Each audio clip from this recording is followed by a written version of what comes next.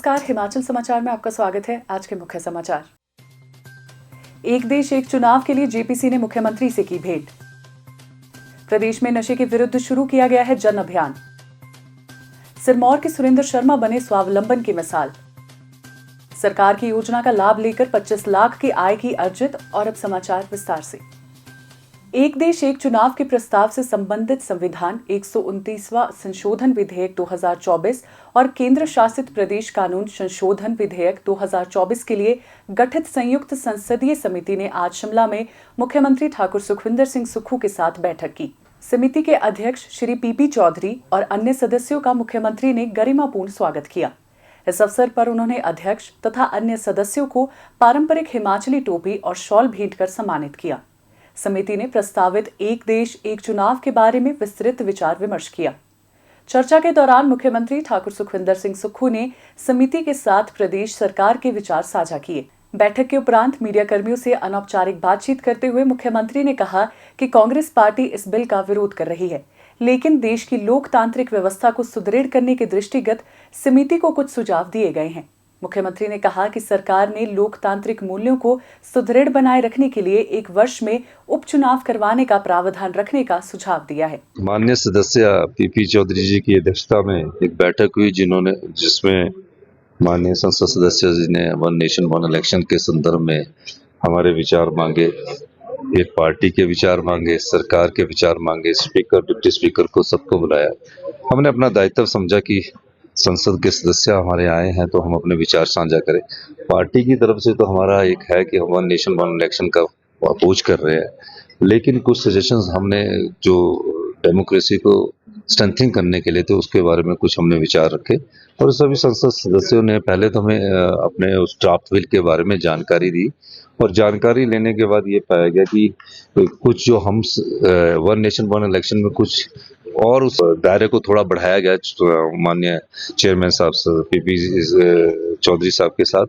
तो हमने उसमें रखा कि बाई इलेक्शन जो 1 साल के बाद होना चाहिए, क्योंकि उसके बाद भी हर 6 महीने में बाई इलेक्शंस का जो मैंडेटरी कॉन्स्टिट्यूशनल अमेंडमेंट है उस बारे में बात की है।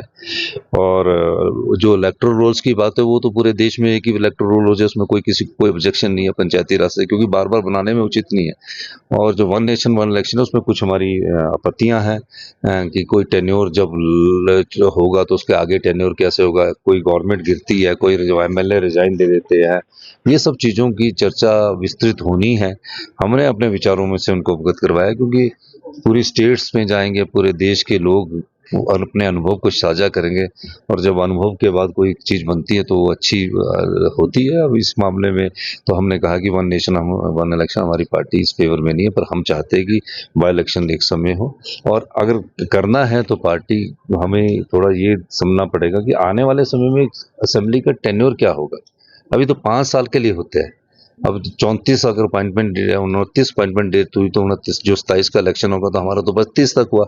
32 के बाद 2 साल के लिए इलेक्शन होगा, उस पर हमने चर्चा की और हम विस्तृत विचार हमें संसद सदस्यों ने बनाए। मैं इन सभी संसद सदस्यों का हिमाचल की सुंदर वादियों में आने के लिए धन्यवाद भी करता हूँ और माननीय हमारे जो चेयरमैन साहब हैं जिस प्रकार इन्होंने हमें अवगत करवाया उसके लिए भी मैं इनका धन्यवाद करता हूँ कि हमें भी ज्ञान प्राप्त हुआ है संसद की संसदीय कमेटियों से। नशे से युवा पीढ़ी को बचाने के लिए संकल्पित मुख्यमंत्री के प्रयासों के सकारात्मक परिणाम सामने आ रहे हैं। सरकार ने नशे के आदी और नशे के तस्करों के बीच अंतर स्पष्ट करने के लिए Himachal Pradesh anti drug act विधानसभा से पारित किया है। प्रदेश में Himachal Pradesh anti drug act के प्रावधानों के माध्यम से नशे की आदत से ग्रसित लोगों के पुनर्वास पर विशेष ध्यान दिया जा रहा है, ताकि उन्हें समाज की मुख्य धारा में जोड़ा जा सके। नशे के शिकार युवाओं को इस बुराई से बाहर लाने के लिए और नशा तस्करों पर शिकंजा कसने के सरकार के प्रयास सार्थक साबित हो रहे हैं। इस क्रम में सरकार ने प्रदेश में एनडीपीएस एक्ट लागू किया है और इस एक्ट के तहत अब तक 34 लोगों पर कार्रवाई की गई है। नशे की तस्करी में शामिल लोगों की संपत्ति की जांच कर इसे अटैच किया जा रहा है। वर्ष 2022 से मई 2025 तक 43 तस्करों की 31 करोड़ 43 लाख 48,144 रुपए की संपत्ति अटैच की गई है। नशे के संगठित अपराध से निपटने के लिए सरकार ने पंचायत स्तर पर नशीले पदार्थ उपलब्ध करवाने वाले लोगों और इसके आदी लोगों के ड्रग नेटवर्क की मैपिंग करने के निर्देश दिए हैं। प्रदेश में नशीले पदार्थों की तस्करी को रोकने के लिए विशेष टास्क फोर्स की भूमिका भी महत्वपूर्ण रहेगी।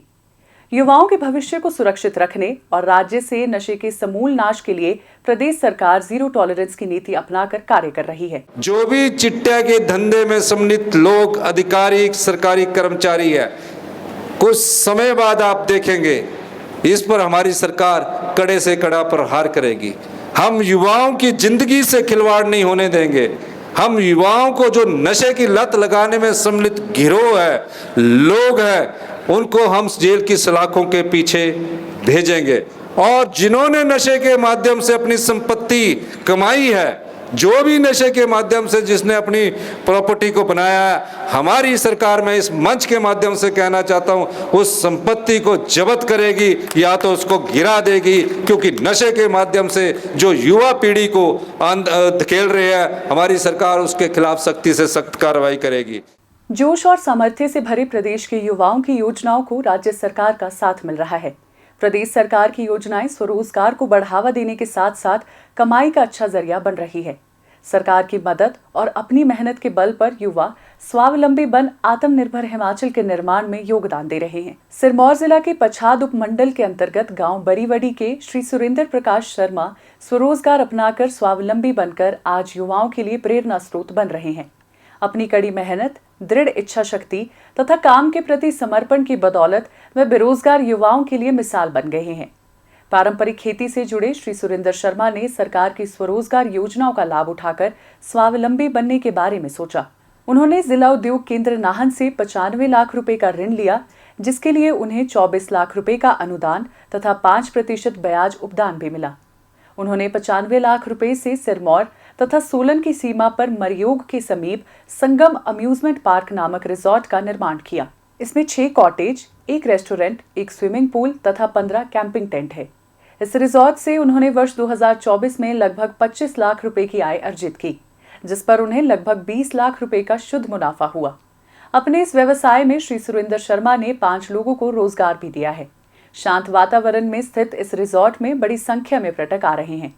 श्री सुरेंद्र शर्मा स्वावलंबन को प्रोत्साहन प्रदान करने की सरकार की योजनाओं के लिए मुख्यमंत्री ठाकुर सुखविंदर सिंह सुक्खू का आभार व्यक्त करते हैं। प्रदेश सरकार से 95 लाख का ऋण लिया है, जिसमें मुझे 24 लाख की सब्सिडी मिली है। मेरे पास एक रेस्टोरेंट, स्विमिंग पूल है, 6 कॉटेज है और कैंपिंग टेंट है। और मैंने 4 लोगों को इसमें वर्क कर रखा है। मेरी जो इनकम है सालाना वो 25 लाख है, जिसमें मैं जो बचत है वो 18 से 20 लाख रुपए है। यहाँ पे रिटायरमेंट पार्टी, बर्थडे पार्टी और नियर बाई नौड़ी यूनिवर्सिटी और शून्य LR यूनिवर्सिटी के बच्चे काफ़ी उसमें वीकेंड पे काफ़ी यहाँ पे वो रहता है। राजगढ़ निवासी श्री हितेश का कहना है कि यहाँ का वातावरण बहुत ही शांति प्रिय है और वे अक्सर अपने दोस्तों के साथ यहाँ आते हैं। यहाँ पे वीकेंड मनाने आते हैं। ये सिरमौर में एक जगह पड़ती है, यहाँ पे मरयोग नाम से यहाँ पे स्विमिंग पूल है, जहाँ पे हम थोड़ा सा फन करने आते हैं। मतलब अच्छी जगह है, स्विमिंग पूल है और वातावरण देखो बहुत अच्छा है, तो रिलैक्स और पीस के लिए बहुत अच्छी जगह है। तो चार्जेस भी यहाँ पे कुछ ज़्यादा नहीं है, आपके 1 घंटे के 100 रुपये है, तो बंदा अफोर्ड कर सकता है ये चीज़। पर जगह बहुत अच्छी है और पीसफुल जगह। मुख्यमंत्री ठाकुर सुखविंदर सिंह सुक्खू के विजन और नीतियों के परिणाम स्वरूप प्रदेश के युवा आत्मनिर्भर हिमाचल का निर्माण कर रहे हैं। हिमाचल समाचार देखने के लिए सब्सक्राइब करें यूट्यूब चैनल हिमाचल समाचार, लाइक करें Facebook page information and public relations department Himachal Pradesh और CMO हिमाचल, फॉलो करें एक्स @DBRHP और CMO हिमाचल, फॉलो करें इंस्टाग्राम @DIPR हिमाचल और CMO हिमाचल, विजिट करें वेबसाइट www.himachalpr.gov.in। इस अंक में इतना ही। कल फिर होगी मुलाकात। दीजिए इजाजत। नमस्कार।